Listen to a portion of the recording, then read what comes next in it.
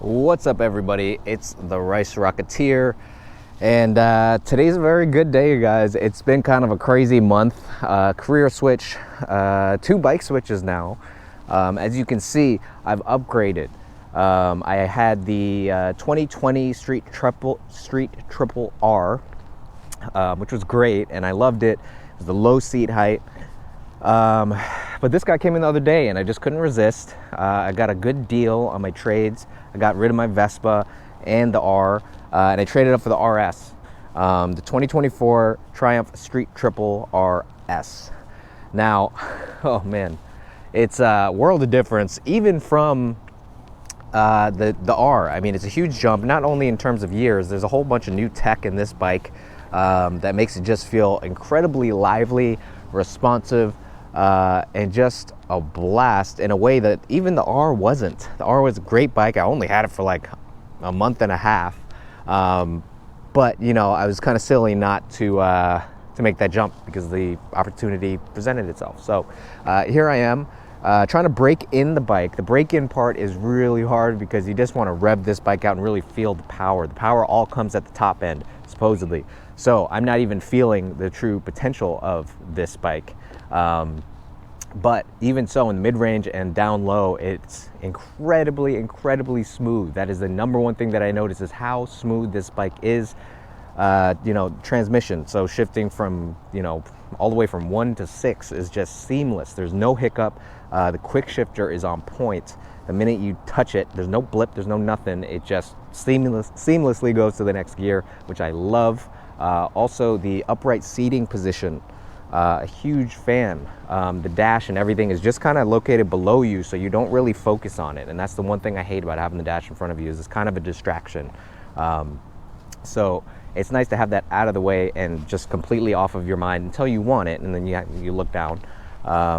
The bike itself comes with stock bar end mirrors, which is really nice because that's the number 2 thing that I upgrade. So now I don't have to do that. It just comes with them. And they're factory mirrors, so they're incredibly sturdy, basically 0 vibration. Again, I haven't gotten it past like 4,000 RPM, 4,000 or 5,000 RPM, so I don't know at the top end if they start to vibrate, but very sturdy, very solid, and you know, I got no complaints about it so far. So I found this parking lot, which is great. I'm gonna do some drills just to see if I can scrub in the tires a little bit. But then I gotta go to work, so I'm gonna ride on back, and yeah, I'll share some of my thoughts on the ride. Oh shit, I gotta put my license back on. Man, I've got to get a tail tidy. Money. I really want to scrub these tires in. All right.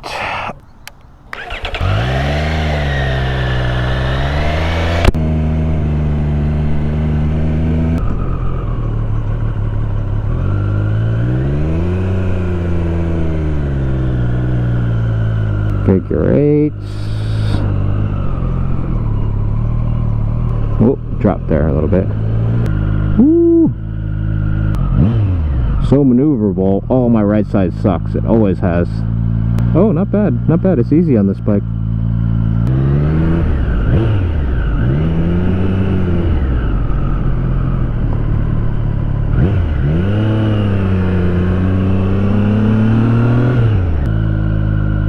Got a little dizzy. All right. Let me take a break. Oh man, this is the hard part right here. I'm so short. Let me see if it works this way. Yeah, flamingo it. Oh, that's really uncomfortable though. I gotta get the lower seat height. All right, time to go. I gotta go. What is on my butt? Something.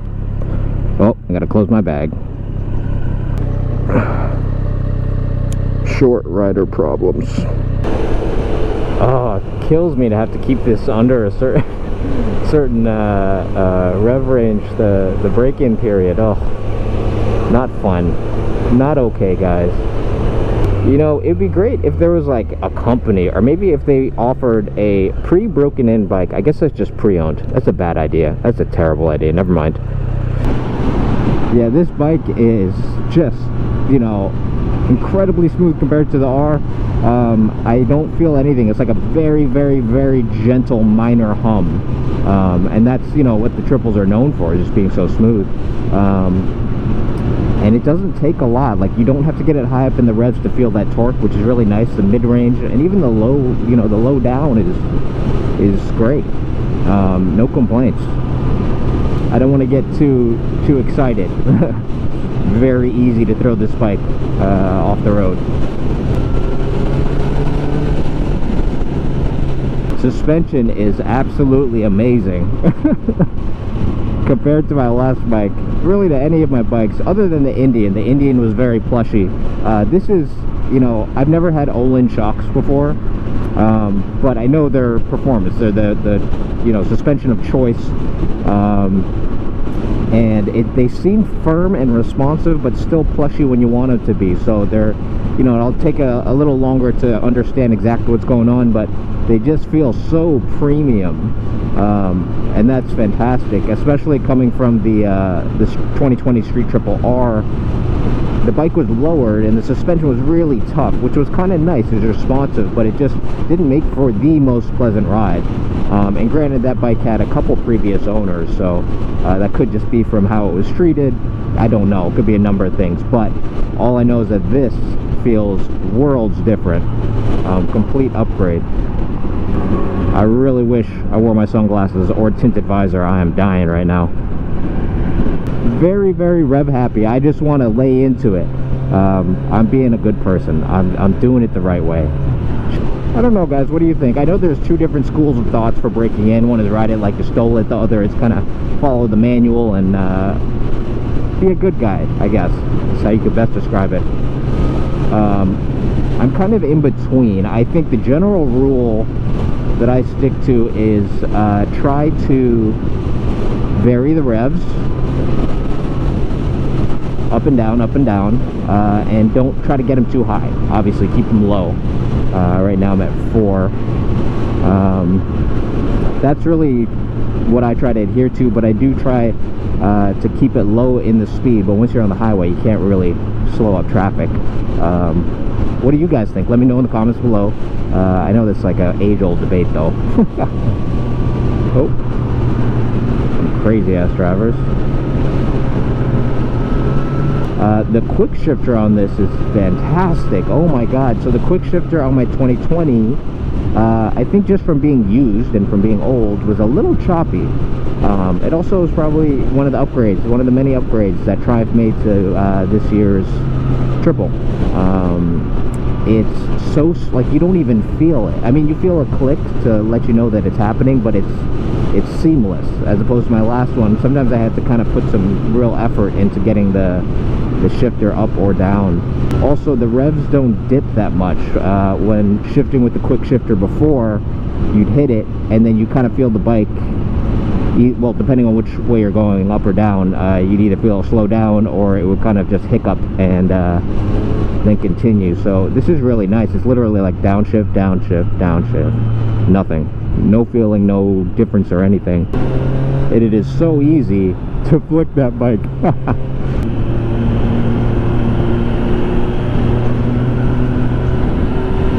Being up this high, it feels so much better when riding at speed.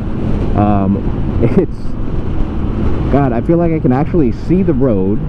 I'm a little more in control, like just like mentally, but then also physically, I don't feel like a R1 where I'm actually like down here. I feel more just responsive with my arms and my inputs. I feel more capable being up this high.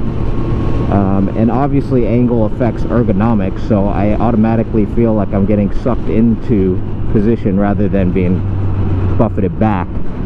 So that's a really nice change, and I think more so mentally than anything, just to be able to feel like you're ready to go all the time without being uncomfortable is a really nice thing.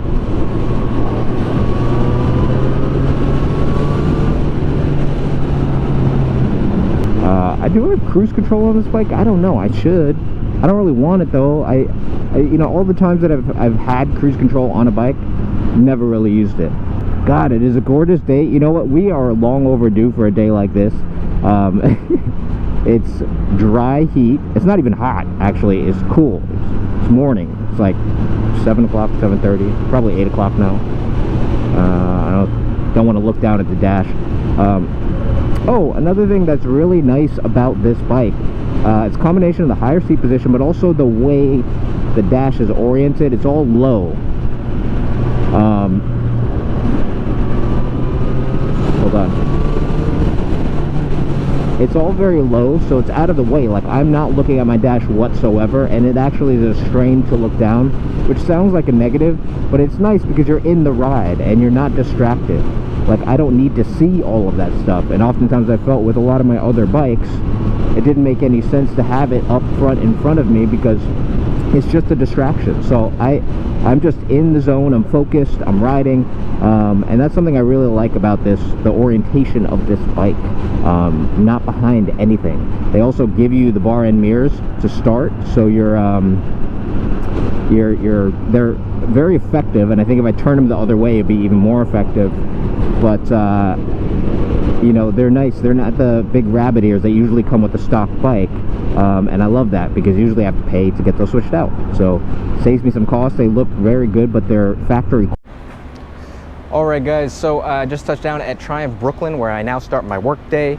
My GoPro died on the way home, so I don't know what I got and what I didn't. But this was like my real first ride. I commuted from here to home to get the bike home,